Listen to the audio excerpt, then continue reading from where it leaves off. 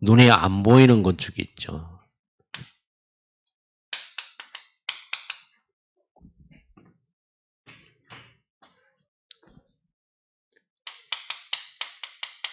성전 건축은 두 가지예요.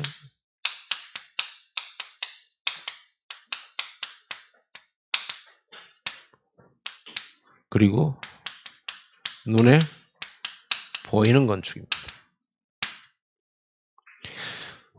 이거를 우리는 다락방이라고 볼 수 있고요.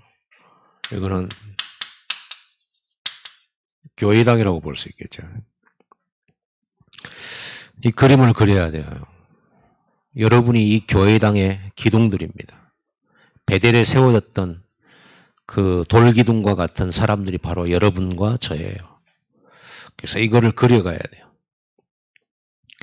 그러면서 우리가 하나님이 만드신 교회 작품, 초대교회 마가다락방은 모델 교회예요. 제일 처음에 하나님 만드신 교회거든요. 그래서 우리는 그 모델을 보면서 오늘 본문의 이 내용은 제가 가장 잘 읽고 또 설교의 주제로 가장 이렇게 많이 쓰는 구절이고 또 내가 좋아해요. 이 장면은. 이 장면을 여러분 읽어봤지만 잘 아시겠지만 여기에 누가 잘해서 열심히 해서 역사 일어났다 이런 건 없잖아요. 그것은 전부 하나님이 하신 거거든요. 붙여주신 것도 하나님이시고 모이게 하신 것도 하나님이시고 거기에 성령을 부어주시고 모든 구원받은 자의 수를 날마다 더하게 하시겠는 그것도 하나님이 하시는 거고 전도도 하나님이 하셨고 모든 걸 주님이 하시고 그래서 다락방은 부담이 아니고 누림입니다. 다락방은 되어지는 전도예요. 그래서 우리가 이 축복을 누려야 되겠죠. 우리가 하나님 만드신 교회 작품에 제자를 세우는 교회 그랬는데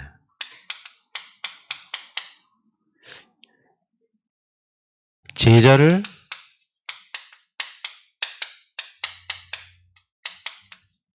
다락방을 하면 제자가 세워져요. 제자는 뭘로 세워집니까? 제자는 누구의 제자예요? 예수 제자죠. 저는 여러분들을 예수 제자로 훈련시키기를 원하고요. 예수 제자가 되기를 기대하고 그렇습니다. 이미 여러분들은 예수 제자죠, 제자. 그러면 예수님을 따르는 제자기 때문에 제자는 누구의 생각을 받아들여야 됩니까? 예수님의 생각, 예수님의 사상, 예수님이 보고 느끼는 것을 같이 느끼고 예수님이 가시려 하는 곳에 같이 가고 예수님이 개 가시는 것을 따르고 그게 예수 제자죠. 이제 예수님 눈에 안 보이게 우리 함께 계시는데 그 예수님은 지금 우리 함께 계시면서 어떻게 우리를 제자 양육을 하고 계십니까? 하나님의 말씀입니다. 하나님의 말씀은 복음의 말씀이죠. 복음의 말씀. 근데 이 말씀을 가지고 이 말씀을 따라갈 때 제자가 돼요. 그래서 여러분 말씀 제자 되셔야 됩니다. 말씀을 따라가면 말씀이 성취되겠죠. 그 말씀은 하나님의 계획이 들어있죠. 하나님의 소원이 들어있죠. 하나님의 능력을 사용하는 안내서가 가이드가 이 말씀 안에 들어있죠. 그래서 예수님께서 눈에 안 보이셔도 우리는 말씀을 따라가면 곧 예수님을 따라가고 인도받을 수가 있게 돼요. 말씀 제자. 그래서 말씀에 반응하고 말씀을 깨닫고 말씀을 묵상하고 말씀 속에서 답을 자꾸 찾아내는 사람이 제자예요. 그래서 말씀 운동할 때 제자가 나오는 겁니다. 말씀 운동을 안 하면 제자인 줄을 몰라요. 내가 너무 잘해줘서 나를 따라온다? 그거는 말씀 제자가 아니죠. 말씀 때문에 말씀 따라오는 사람이에요.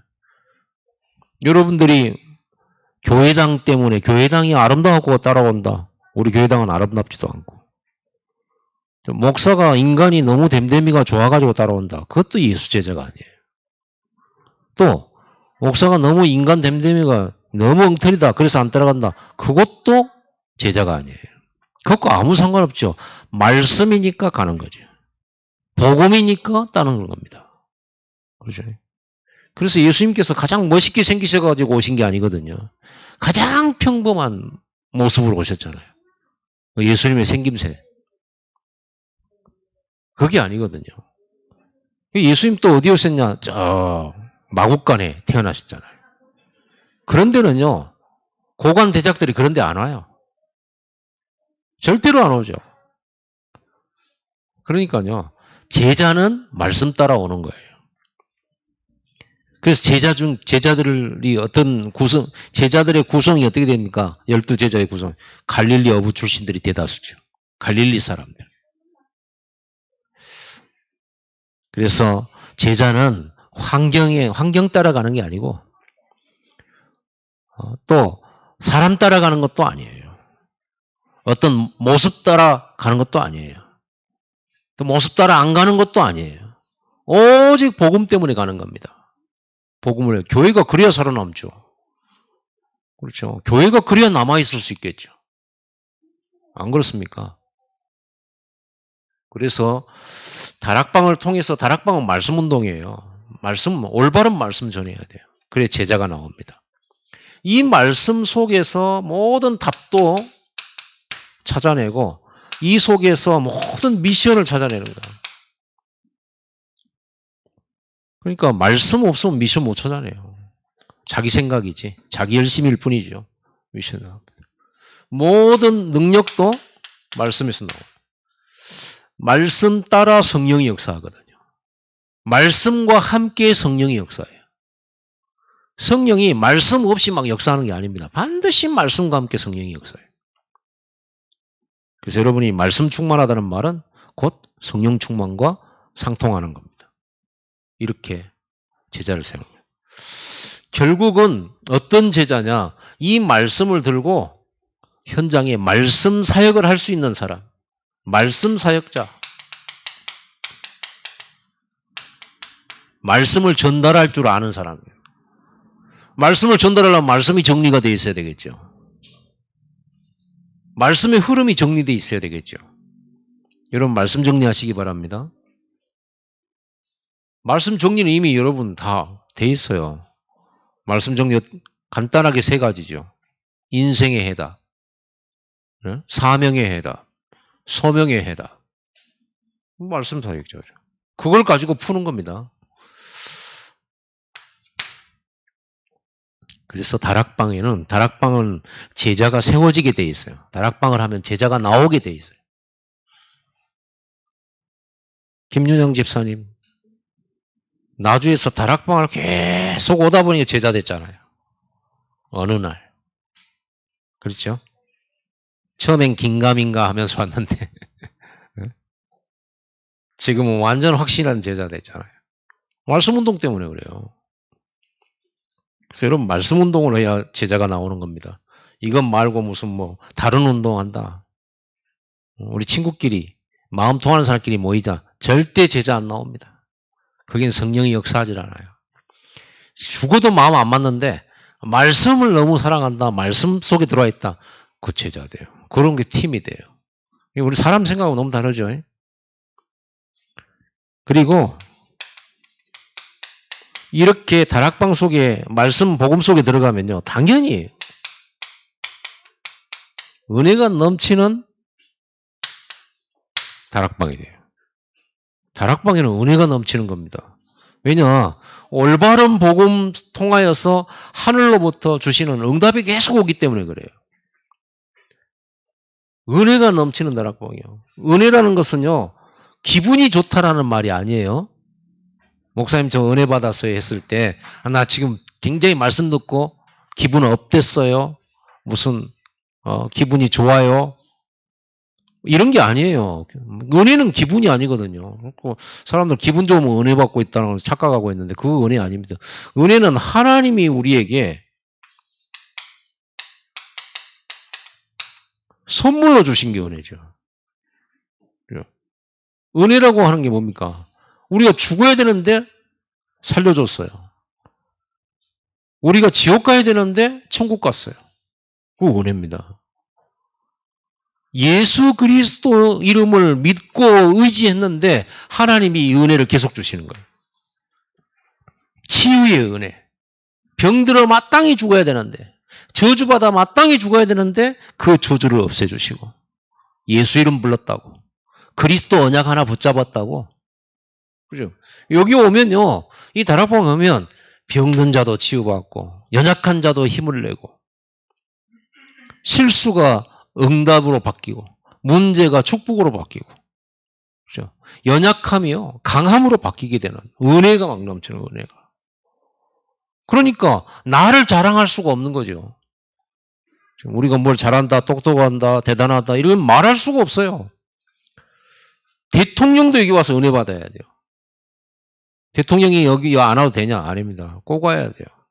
하나님 주신 은혜 받아야 돼요. 죄사함 받아야 되고요. 하나님이 함께 하시는 은혜 받아야 되고요.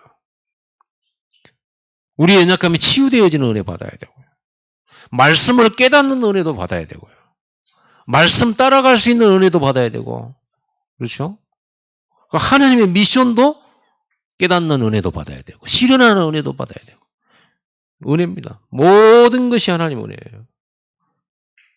은혜 받은 사람끼리 만났으면 어떻게 됩니까? 잘났다 할 수 있습니까? 당신도 예수의 피로 용서받았고 나도 예수의 피로 용서받았어요. 그 공통적인 특징 하나로 우리는 형제자매예요. 세월호에서 살아나왔다.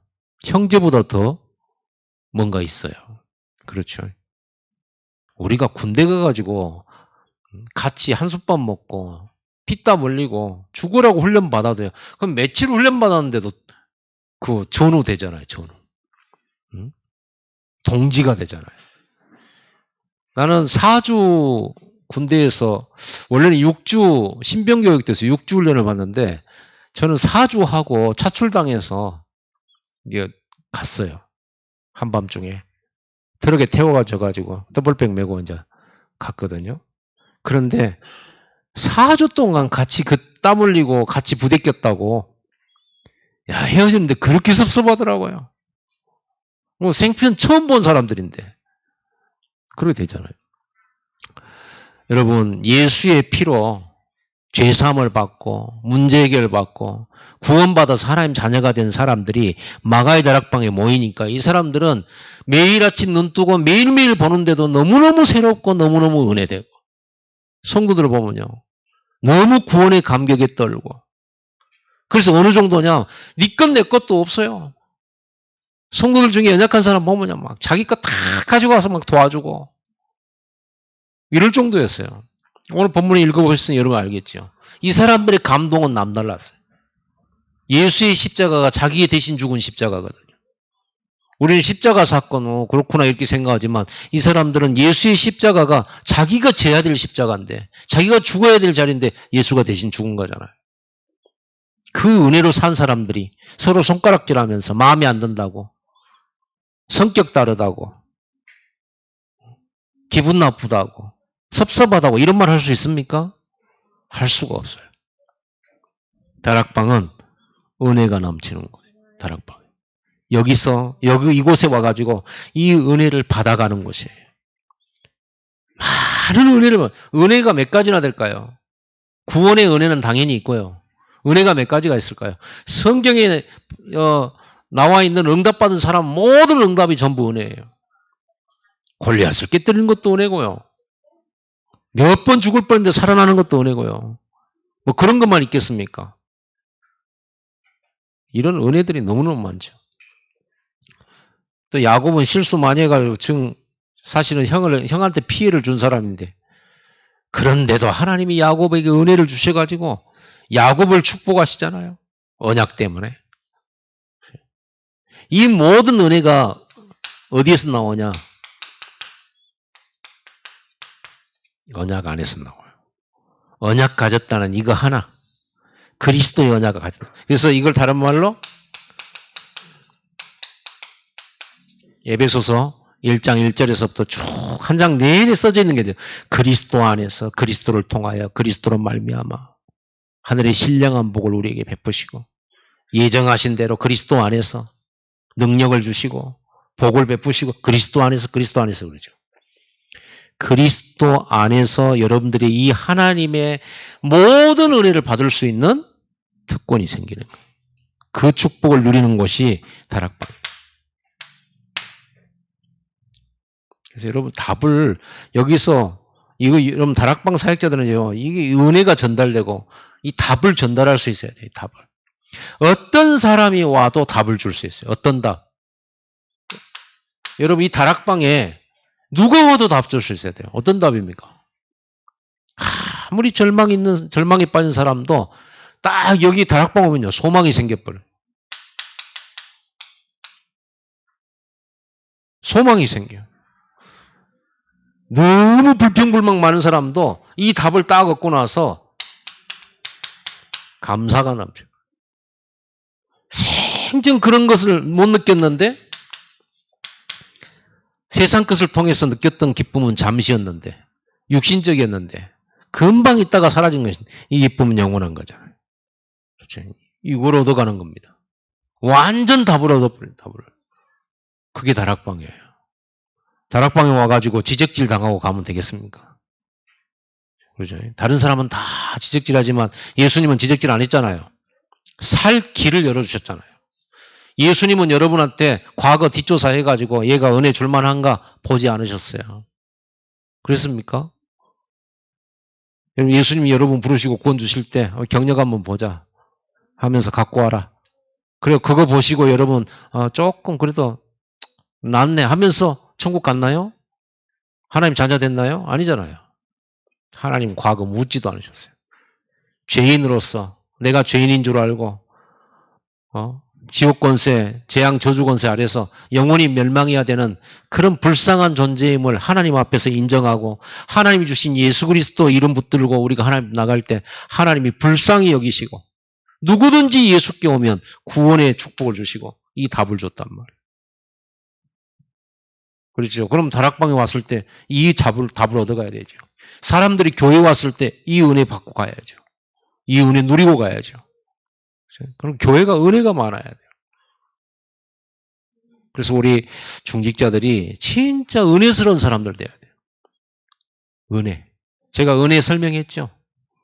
제가 군대에서 그 이등병 때 초소에 있다가 그 포반에 들어와가지고 잠을 퍼잤는데 그건 진짜 전쟁 시 같으면 총살감이에요.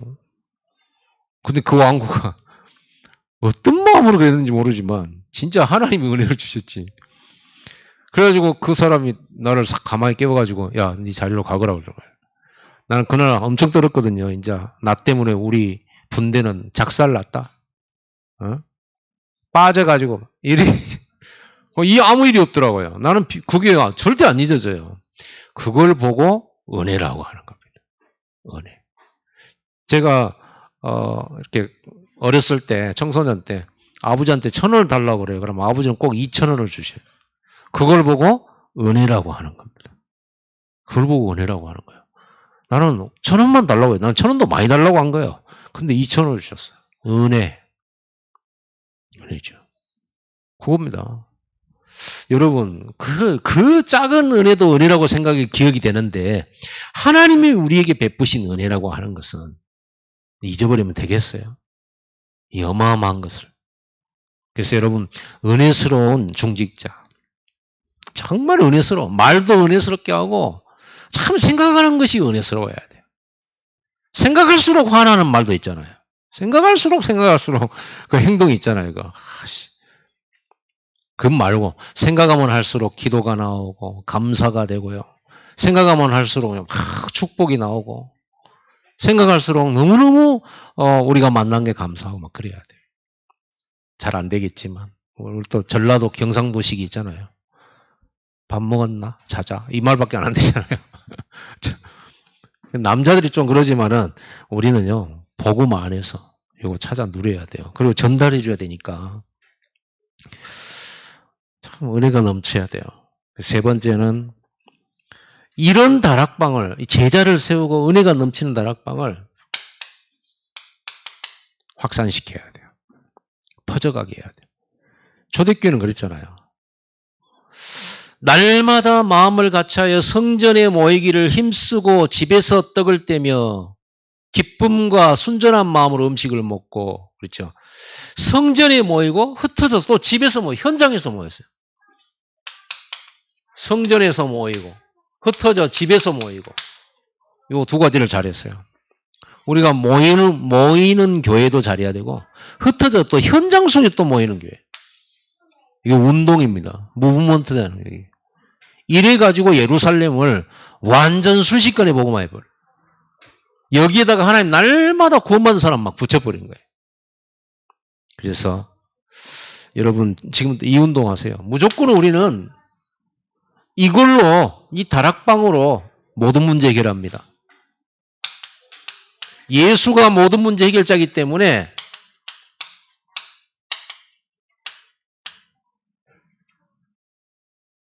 우리는 다락방으로 모든 문제 해결. 언제든지 그랬다니까요.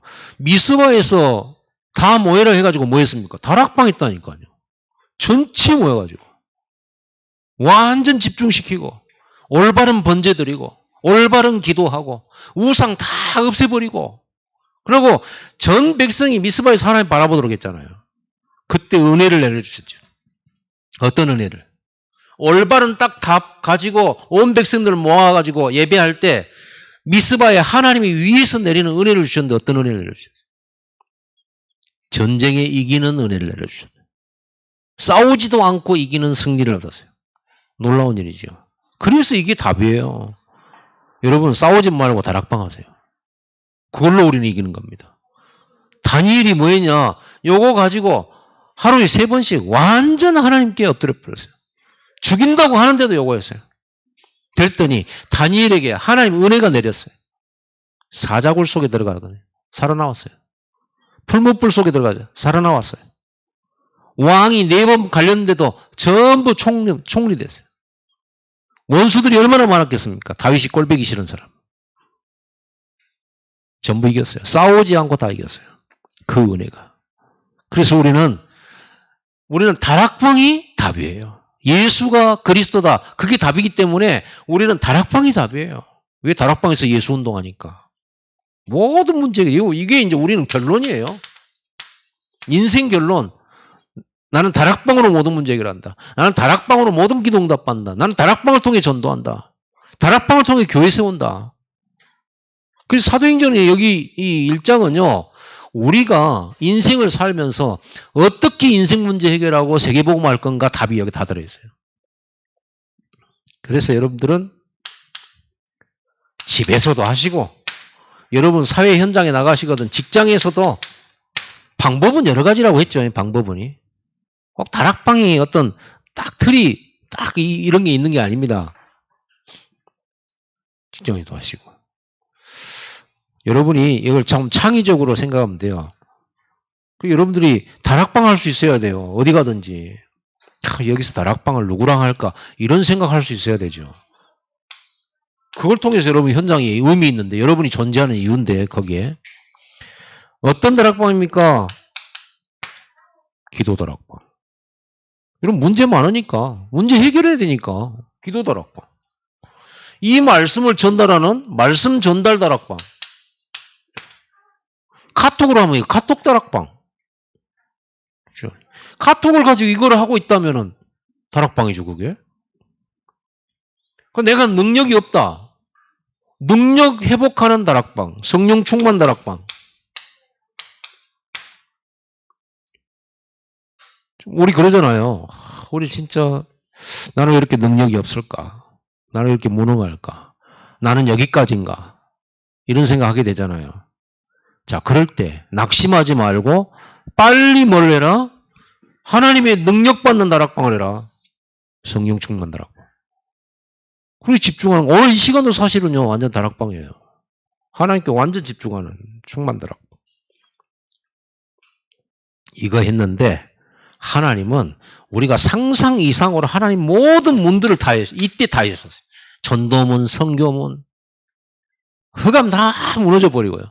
여기서 하나님이 중요한 제자도 붙여주시고 만남의 문도 열어주시고 사는 문도 여기서 열렸어요. 하나님이 역사해요. 여러분이 오늘 이 시간에 하나님 무슨 일 하시는지 아시면 여러분이 사는 문을 열고 계셔요. 잠깐 집중했는데 전쟁이 이겼단 말이에요. 이거를 안 한다는 거예요. 이거를 보고 우리는 예배라고 하는 거예요. 이 다락방은 다른 형태로는 예배라고 말하는 거예요. 이런 어마어마한 능력을 모르니까 예배 못 해. 안 해. 할 이유도 별로 없어. 시간 남으라고 못하면 안 하고. 그래가지고는 진짜 내 인생과 운명을 완전히 뒤집어 엎어버리는 그런 응답을 받기는 힘들어요. 한번 봐보세요. 성경에 있는 인물들이 어느 정도로 요구를 했냐.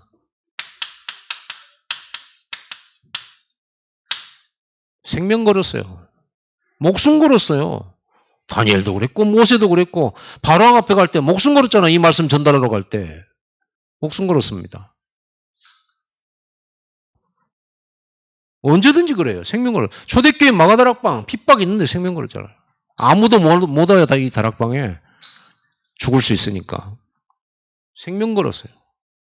근데 성경에는 언제든지 그래요. 다윗이 소년이잖아요.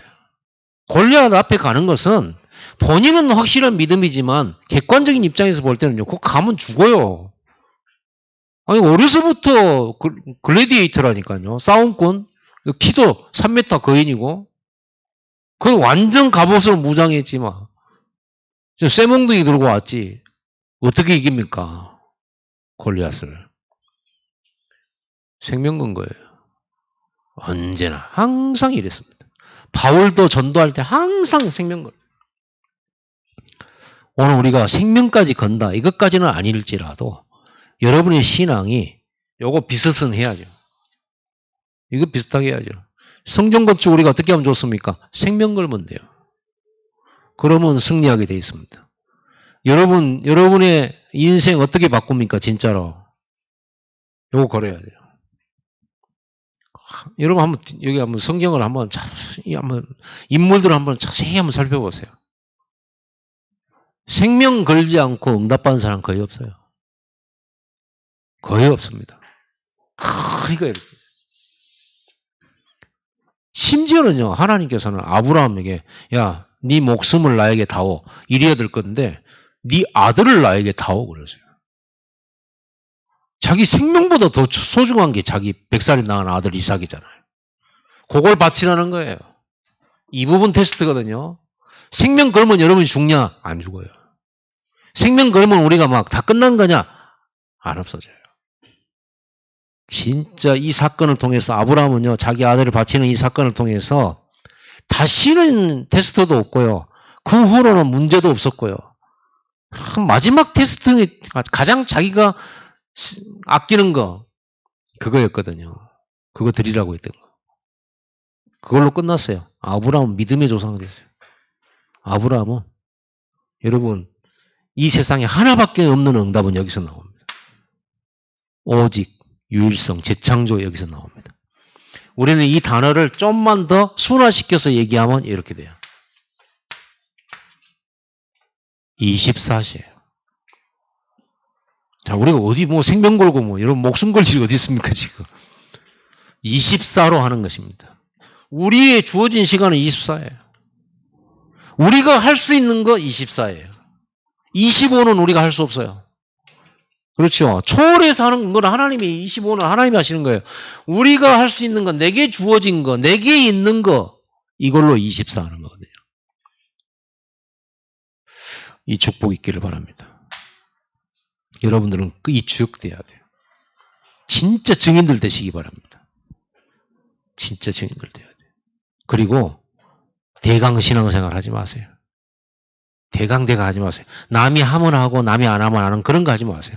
말씀 딱 붙들고 누가 보든지 안 보든지 누가 뭐라 하든지 말든지 그죠? 누가 듣든지 말든지 내가 하나님 앞에 내가 딱 중심 잡고 하나님 앞에 나가는 것이지 안 그렇습니까? 그러다가 내가 이걸 진짜 언약으로 믿고 시작했는데 만약에 좀 안 된다. 안 되면 죽어버리고 말지. 죽으면 천국 가는데. 그렇잖아요. 베드로가 물 위로 걸었잖아요. 저는 그 베드로에게 박수를 보내요. 내가 쓰잘데기 없는 것으로 예수님께 구해가지고 물 위를 걷는 기도를 했다 저는 치더라도 우리 예수님은 그 기도를 무시하지 않으시고 걸어봐라. 걸어봐라. 저도 물 위를 걷고 싶습니다. 배 바깥으로 믿음으로 한 발자국 내딛고 두 발자국 파도를 보다가 빠지는 한이 있더라도 우리가 그런 게 있다면 걸어보고 싶어요. 저는. 무슨 그런 기도 제목을 합니까? 네가 예수냐? 혹시 그런 비난이 온다 할지라도 저는 그렇게 살아보고 싶어요. 진짜로. 여러분 우리 이렇게는 잘 안 되더라도 진짜 우리가 믿는 신이 이 세상의 유일한 신이요. 그리고 전능자시고 우리 아버지시고 나를 가장 사랑하시는 하나님이잖아요. 그분께 우리가 이 정도 못한다. 참 믿음이겠습니까? 솔직히 말해서. 안 그래요? 언제든지 성도들은 참 교회도 많고 성도들도 많아요. 언제 누구에게 하나님의 은혜가 실제로 확인되지냐 사실화되지냐 이런 사람들에게. 그래서 히브리서 11장 제일 마지막 부분에 그렇게 써놨잖아요. 이런 사람들은 세상이 감당하지 못할 자라 이렇게 되어 있어요. 세상이 감당치 못한 믿음을 갖고 있어요. 핍박자들이 죽인다고 하는데요. 나는 더 심하게 죽여달라 이렇게 말했다니까요. 히브리서 11장에 그렇게 나와 있잖아. 나는 더 심하게 죽으란다. 죽이는 사람들이 좀 얼마나 당황했겠습니까? 황당하고. 죽는데 더 심하게 죽여달라는 거예요. 왜 그랬냐? 더 아름다운 부활을 얻기 위하여. 이렇게 했다니까요. 이런 사람 누가 막습니까? 아무도. 마귀는 이런 사람 벌벌 떨어요. 이런 사람 오기만 해도 막 떠나가 버려요. 여러분, 확실한 믿음, 확실한 신앙. 이런 축복 여러분 있게 되기 바랍니다. 기도하겠습니다. 우리 잠시지만은 5분이어도